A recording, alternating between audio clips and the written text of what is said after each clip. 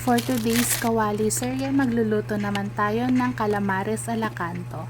Ang una kong ginawa dyan is naggawa lang ako ng coating mixture natin para sa ating mga squid.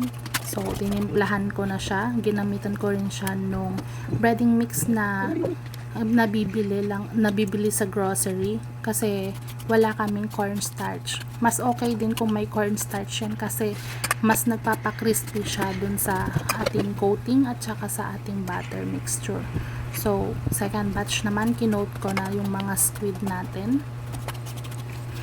And, ayan, halu-haluin lang natin hanggang sa fully ma-coat yung mga pusit natin. And, kinuha ko lang yung mga excess na coating mixture natin, saka ko siya dinagdagan dahil gagawa naman tayo ngayon dito ng butter mixture. So, yung butter mixture dyan is nilagyan ko lang siya ng tubig, tapos kailangan ma-achieve natin yung consistency na tamang-tama para dun sa calamares natin. Hindi siya dapat masyadong malapot at hindi rin siya dapat masyadong watery. So, kailangan lang natin tansyahin ayon sa consistency na gusto ninyo. Ayan, so, chinecheck ko na yung consistency ng ating butter mixture. And okay na yan. Saka naman tayo ngayon magpiprito. Ayan, chineck ko na kung pwede na nating ilagay yung mga calamares natin. At ito na nga, nilagay ko na ating first batch na ipiprito. So, at this point, na-realize ko na dapat yung calamares natin is deep fried siya. Dapat yung lubog na lubog siya sa tubig. At hindi rin siya dapat overcrowded kasi may tendency talaga na didikit at didikit yung butter mixture niya sa ating kawali.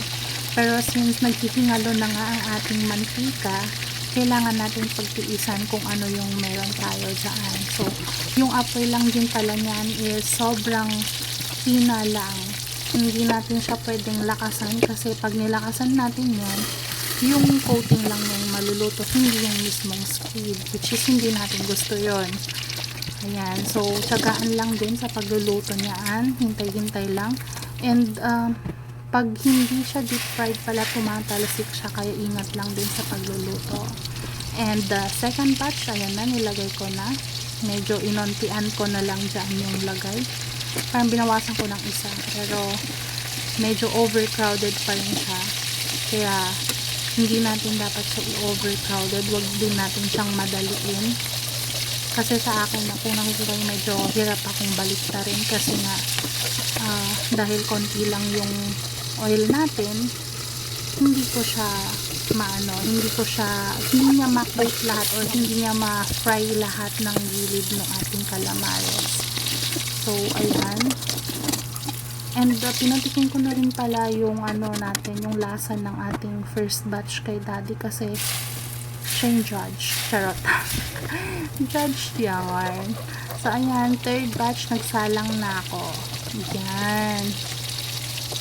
So, yung mga calamares natin, kino-coat ko na lang din doon sa ating butter mixture.